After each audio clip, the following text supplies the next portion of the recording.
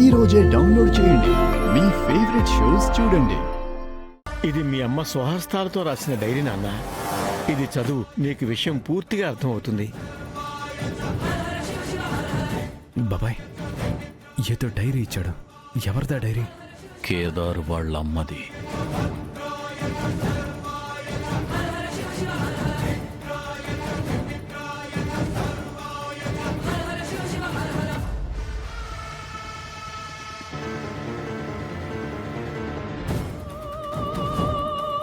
నేను చదువుతాను.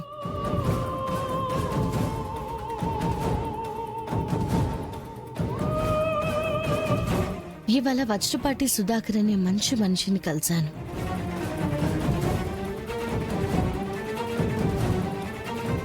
మంచి అని ఎందుకన్నానంటే ఈ రోజుల్లో మంచి అబ్బాయిలు చాలా అరుదైపోయారు కాబట్టి.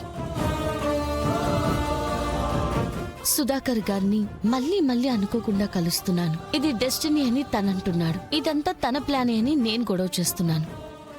ఏదేమైనా ఈ గొడవ అల్లరి నాకు నచ్చుతుంది. సుధాకర్ కూడా నాకు నచ్చుతున్నాడు.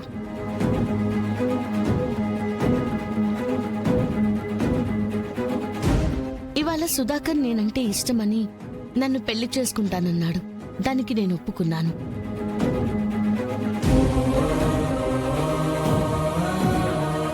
మా ప్రేమని ఇద్దరింట్లో వాళ్ళు ఒప్పుకోలేదు. అందుకే ఎవరికీ తెలియకుండా పెళ్లి చేసుకున్నాం. జరగబోయే గొడవల్ని తలుచుకుంటే భయంగా ఉంది. గత కొన్ని నెలలుగా కమలాకర్ ఆయన్ని కలవనివ్వడం లేదు. ఊరొదిలి వెళ్ళకపోతే నన్ను పాపని చంపేస్తానని బెదిరిస్తున్నాడు. నాకు చాలా భయంగా ఉంది. నా బాబుకి ఆ దుర్మార్గుడు వల్ల ప్రమాదం ఉంది. ఇవాళ రాత్రిలోపు నా బాబుని తీసుకుని ఊరొదిలి వెళ్ళకపోతే ఇద్దరిని చంపేస్తానని బెదిరించాడు.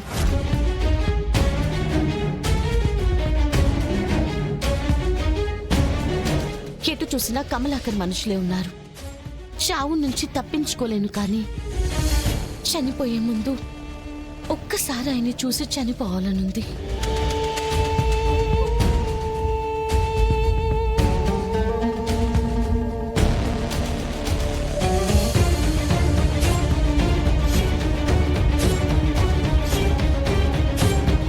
తాతయ్య, ఆ తర్వాత ఎందుకేమీ రాయలేదు? ఏమైంది తాతయ్య? అదే రోజు కమలాకర్ మీ అమ్మని చంపేశాడు బాబు. మీ అమ్మని చంపేశాడు బాబు. మీ అమ్మని చంపేశాడు బాబు.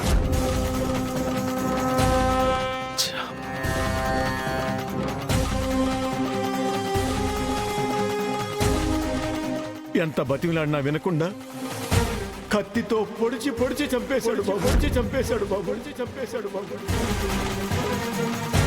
వాడి మనుషుల నుంచి నేను తప్పించుకున్నా, కానీ మీ అమ్మని వాడు చంపేశాడు బాబు. వాడు చంపేశాడు బాబు. చంపేశాడు బాబు. బాబాయ్, ఆ ముసలుడు చెప్తుంది నిజమా? చెప్పండి బాబాయ్.